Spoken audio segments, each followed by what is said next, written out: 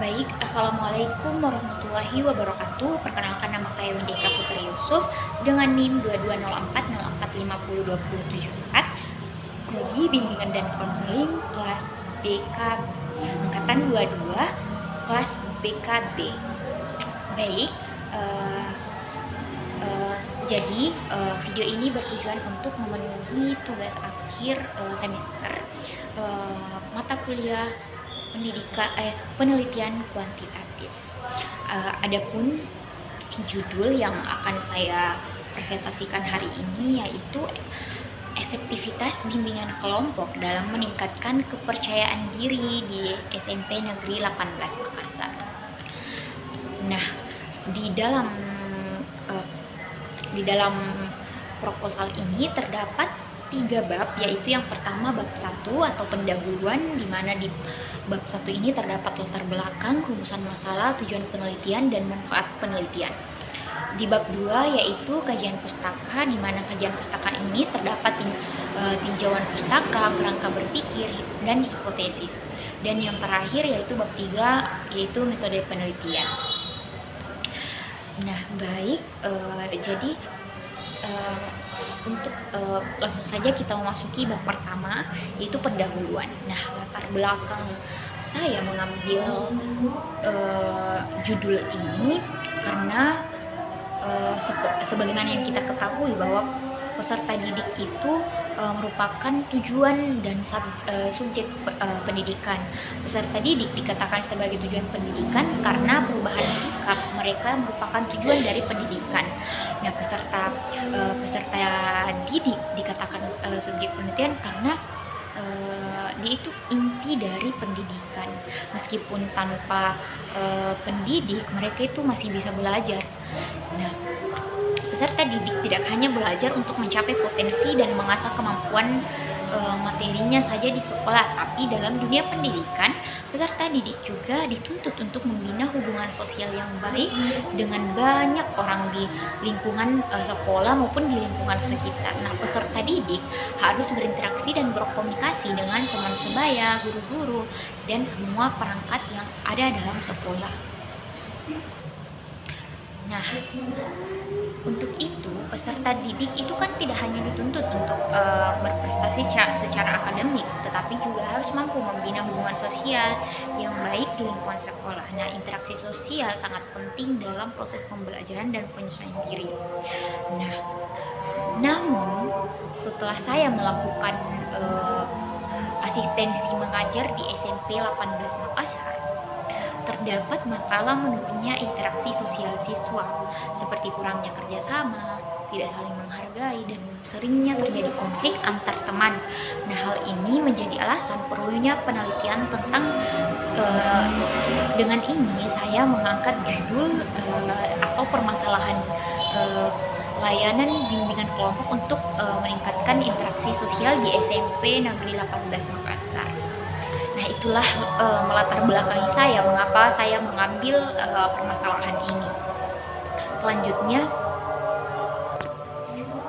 untuk rumusan masalah penelitian ini adalah bagaimana penerapan layanan bimbingan kelompok untuk meningkatkan interaksi sosial peserta didik di SMP Negeri 18 Makassar. Nah, untuk tujuannya yaitu seperti yang ada di rumusan masalah tadi, untuk mengetahui penerapan layanan bimbingan kelompok untuk meningkatkan interaksi sosial peserta didik di SMP Negeri 18 Makassar. Nah, adapun manfaat penelitian yaitu untuk manfaat teoritis. Jadi peneliti ini diharapkan dapat menambah ilmu pada umumnya, serta ilmu bimbingan dan konseling, yaitu berkaitan dengan penerapan layanan bimbingan kelompok untuk meningkatkan interaksi sosial peserta didik di SMP Negeri 18 Makassar. Nah, adapun manfaat praktis yaitu yang pertama guru bimbingan dan konseling.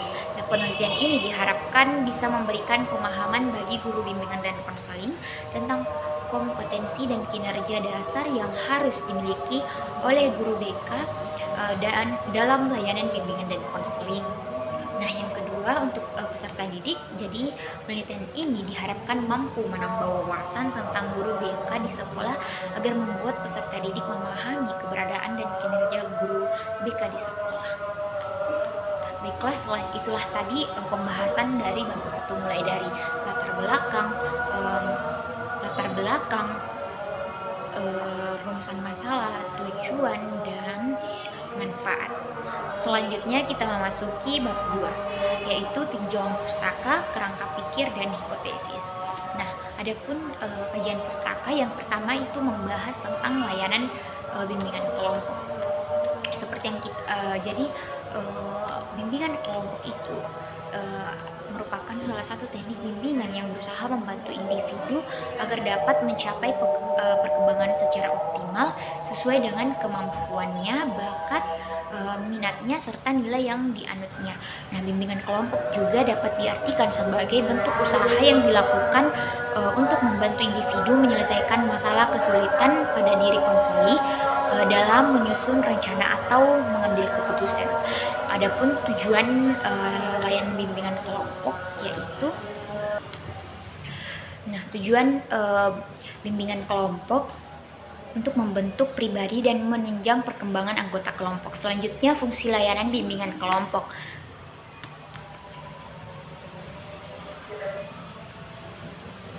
Bagaimana selanjutnya ini? Yaitu yang pertama, memberikan kesempatan yang luas untuk berpendapat dan memberikan tanggapan tentang berbagai hal yang terjadi di lingkungan sekitar. Yang kedua, mempunyai pemahaman yang efektif, objektif, tepat, dan cukup luas tentang berbagai hal tentang apa yang dibicarakan. Yang ketiga, menimbulkan sikap yang positif terhadap diri sendiri dan keadaan sendiri dan lingkungan mereka yang berhubungan dengan hal-hal yang mereka bicarakan dalam kelompok. Dan yang terakhir, menyusun program-program kegiatan yang mewujudkan penolakan terhadap sesuatu hal yang buruk dan memberikan dukungan terhadap sesuatu hal yang baik. Nah, itulah tadi bagian-bagian dari bimbingan kelompok. Selanjutnya kita memasuki kerangka berpikir.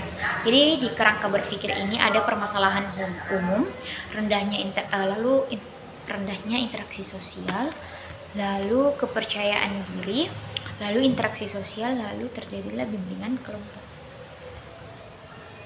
Adapun hipotesisnya yaitu yang pertama, HA adalah penerapan layanan bimbingan kelompok dapat meningkatkan interaksi sosial peserta didik di SMP Negeri 18 Makassar. Dan yang kedua yaitu HO, yaitu penerapan layanan bimbingan kelompok tidak dapat meningkatkan interaksi sosial peserta didik di SMP Negeri 18 Makassar. Nah, itulah tadi bagian-bagian dari bab 2. Selanjutnya kita memasuki bab 3, yaitu metode penelitian. Yang pertama yaitu pendekatan dan jenis penelitian. Nah, pada penelitian ini merupakan menggunakan metode kuantitatif. Nah, metode kuantitatif yaitu metode penelitian berlandaskan pada filsafat positivisme, digunakan untuk meneliti pada populasi atau sampel tertentu dengan teknik pengambilan sampel pada umumnya dilakukan secara random, pengumpulan data menggunakan instrumen penelitian. Nah, metode yang akan saya gunakan dalam penelitian ini adalah rancangan metode eksperimen, yang artinya mengidentifikasi atau menunjukkan adanya suatu pengujian atau tes. Nah, jenis yang penelitian saya ambil di dalam metode eksperimen ini adalah eksperimental dengan desain one group, pretest dan post-test design, yang artinya melihat perbandingan sebelum dan sesudah diberikannya perlakuan. Nah, untuk variabel dan desain penelitian yaitu seperti yang pada gambar ini, ada variabelnya itu O1, kondisi awal interaksi sosial pada peserta didik sebelum diberikannya perlakuan. Ada variabel X, adanya perlakuan dengan menggunakan bimbingan kelompok, dan O2 kondisi akhir interaksi sosial pada peserta didik setelah diberikan perlakuan. Nah, pada desain ini saya melakukan satu kali pengukuran pada satu objek di depan pretest sebelum adanya treatment. Kemudian saya memberikan perlakuan atau treatment. Selanjutnya ada pun populasi dan sampel.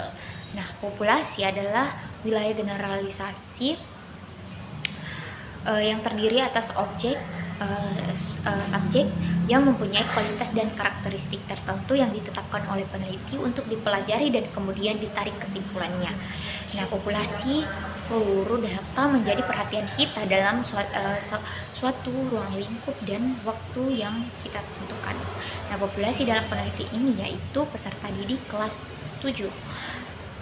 Pertimbangan memilih kelas 7 karena saya telah melakukan observasi awal kepada guru bimbingan konseling, dan saya melihat permasalahan itu ada di kelas 7. Selanjutnya ada pun sampel, yaitu penelitian ini mengambil kelas 7 yang memiliki kelas berjumlah 9.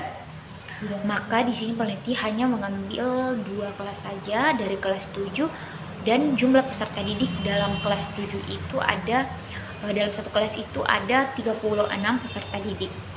Nah, dari populasi tersebut hanya 10% dari populasi, sehingga jumlah sampelnya adalah 10% kali 36 peserta didik. Selanjutnya, teknik dan prosedur pengumpulan data.